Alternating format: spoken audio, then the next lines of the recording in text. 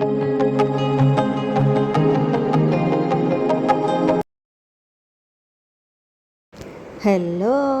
Welcome to my channel. అందరూ ఎలా ఉన్నారు? మేమైతే చాలా హ్యాపీగా ఉన్నాం. ఎందుకంటే మీకు ఈ వీడియో చూస్తుంటేనే అర్థమైపోతుంది ఏంటనేది. కార్తీక మాసం కాబట్టి అన్ని గుడులలో మంచి పూజా కార్యక్రమాలు నడుస్తున్నాయి. అలాగే మా ఏరియాలో ఉన్న టెంపుల్లో కూడా సత్యనారాయణ వ్రత కథలు ఈరోజు చెప్పించడం జరిగింది సామూహికంగా. సో మేము కూడా అందులో పాల్గొన్నాము.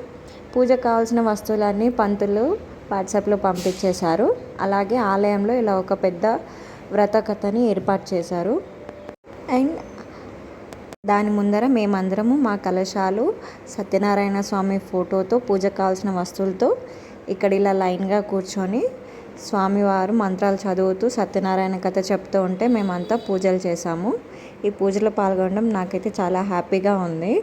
ఎందుకంటే ఫస్ట్ టైం మేము ఇలా సామూహికంగా చేసుకోవడం. అండ్ ఇది వచ్చేసి టెంపుల్. ఇంతకుముందు నేను ఒక టెంపుల్ వ్లాగ్ చేశాను.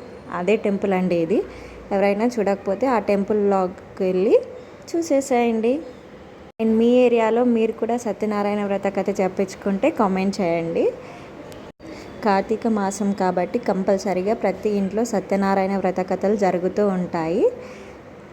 ఆ స్వామి అనుగ్రహం ఉంటే మన కోరికలన్నీ నెరవేరుతాయండి. ఇదైతే నేను బలంగా నమ్ముతాను. నాకైతే సత్యనారాయణ వ్రతం చెప్పించుకోవడం అంటే చాలా ఇష్టం అండి. చిన్నప్పటి నుండి ఈ వ్రత కథ అంటే ఎందుకో తెలియని ఒక సంతోషం, ఒక డివైన్ ఫీలింగ్ వస్తుంది. మీకు కూడా అలాగే ఉంటే కామెంట్ చేయండి. Bye bye.